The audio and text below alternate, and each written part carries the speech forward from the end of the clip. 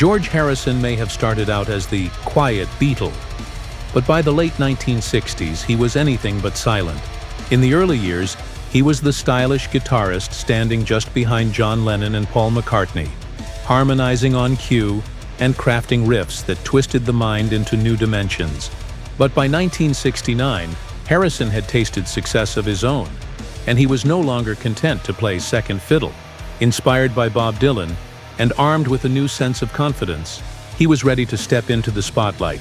Songs like Taxman and Within You, Without You had already proven his talent, and as Abbey Road and Let It Be approached, Harrison wanted more of his work featured on Beatles records. But when he pushed for equal recognition, Lennon and McCartney weren't listening, literally. Imagine playing All Things Must Pass in front of your bandmates, only to be met with silence. That crushing dismissal pushed Harrison to the brink.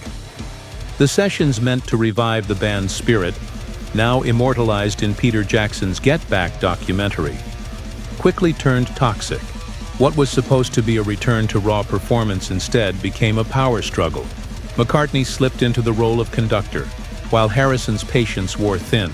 At one point, after Paul tried telling him how to play guitar, George snapped with words that would echo through Beatles history. "I'll play whatever you want me to play, or I won't play at all." Harrison's frustration grew as masterpieces like Something Isn't It a Pity and Let It Down were brushed aside in favor of Lennon McCartney tracks. The dismissive attitude and Lennon's biting remarks finally pushed George over the edge. On January 10, 1969, right in the middle of the Let It Be sessions at Twickenham, Harrison walked out. He told his bandmates they could simply advertise for a new guitarist, and added with cutting sarcasm, "See you around the clubs." Lennon's cold reaction only twisted the knife deeper.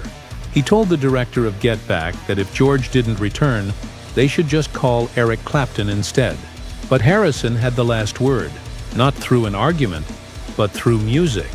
That very day, back at his Surrey home, he picked up his guitar and wrote Wah Wah, a searing anthem of independence. The title, he later admitted, was a direct jab at his bandmates. "You're giving me a bloody headache." Although Harrison returned briefly to the sessions, the cracks in the Beatles were permanent. Within a year, the Fab Four had split, but out of the ashes came Harrison's triumph.